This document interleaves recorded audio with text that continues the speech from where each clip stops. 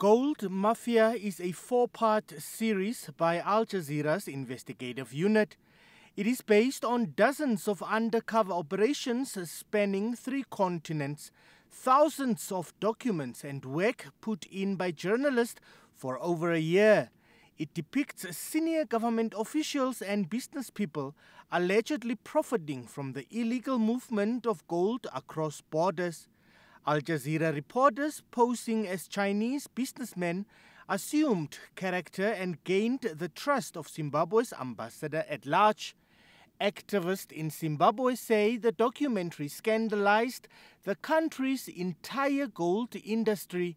Zimbabwe is slapped with hordes of sanctions by the West, and the country is in dire need of the US dollar. But according to Al Jazeera's revelations, dirty money returning to Zimbabwe benefits and allows an elite few to bypass the intended effects of any sanctions. In 2019, Al Jazeera's documentary Anatomy of a Bribe shocked Namibia. Though Namibia media houses over the years reported on alleged looting and money laundering in the fishing sector, it was only after the damning Al Jazeera documentary that authorities started paying attention to these. Anatomy of a Bribe showed how foreign fishing companies plundered Namibian natural resources.